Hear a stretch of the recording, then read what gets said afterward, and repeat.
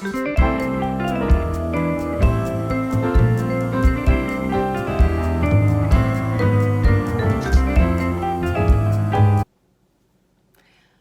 everybody, it's Catherine from Let Me Try That, and welcome to another Try Something Tuesday. So today we're in our kitchen and we are going to talk about trying 5 new ingredients in your kitchen as you cook.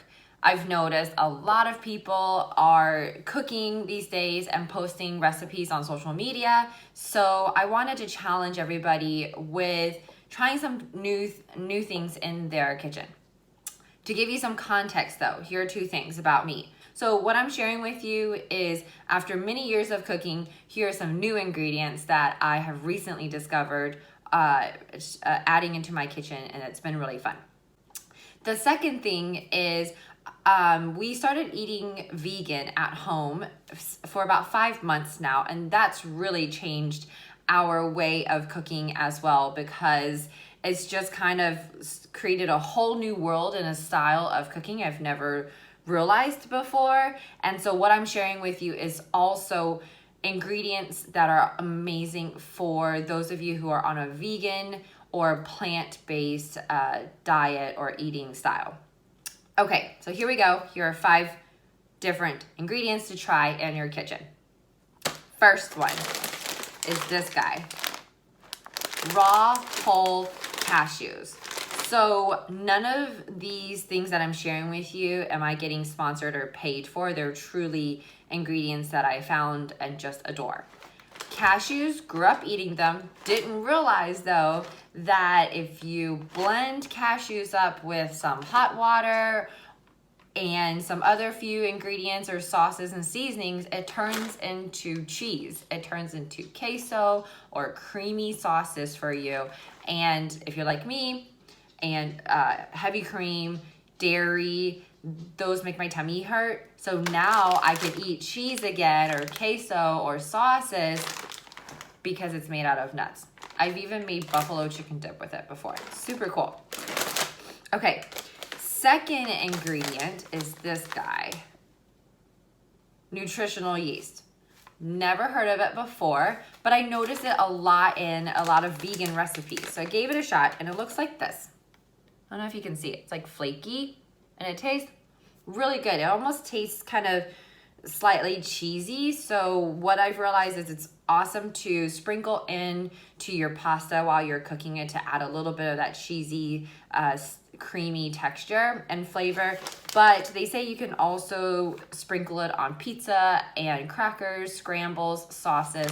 So this one's a really awesome one. And if you're a nutrition person, I don't know what thiamine and riboflavin can help you with, but there's 200 to 300% of your daily value intake in this. Pretty awesome. The third ingredient is this guy, and you're probably not gonna see because of the glare, but this is steamed lentils. I never ate lentils at home, and I found these steamed lentils, which means that they're already cooked, and I started adding them to a curry or a stew or a chili that I was making, and I would add it at the end since it's already cooked, and it just made the dish really hearty and healthy and adds a little bit of fiber to it. So it's really awesome. Give it a shot. Lentils are great. All right, my next ingredient is it's not gonna blow your mind, but it also is gonna blow your mind when you try it a different way, and that is cauliflower.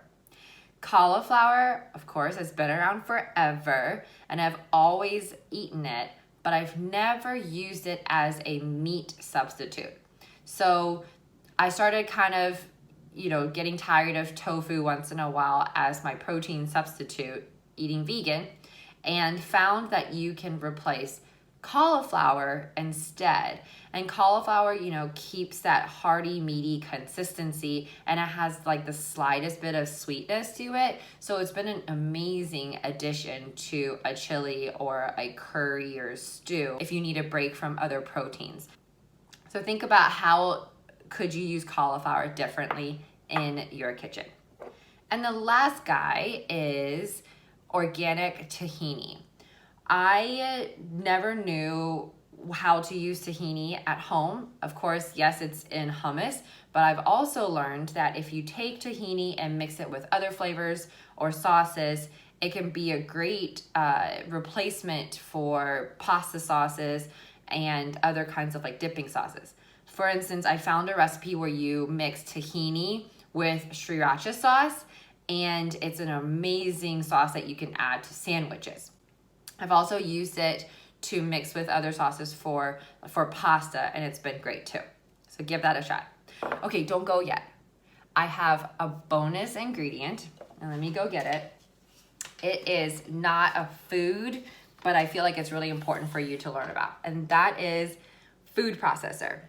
I have never had a food processor in my whole life of cooking, and I finally found one that was less than $100, and it's been a game changer. So this food processor can blend anything in a hot second.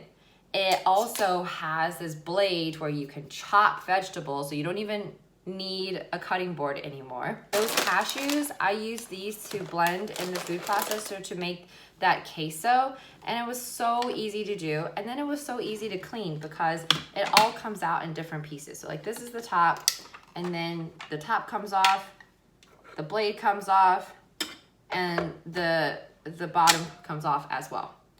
Go get yourself a KitchenAid food processor. This thing is the coolest new toy in my kitchen.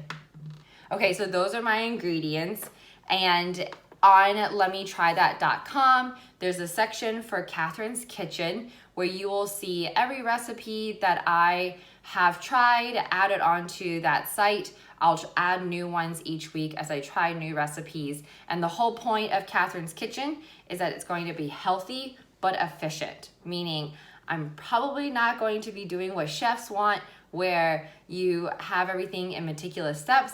I'm just trying to be efficient with as few steps and as little cleanup as possible. And don't forget to subscribe to our YouTube channel and follow us on Instagram, as we will be posting ideas all the time for you. I'll see you guys next week. Bye.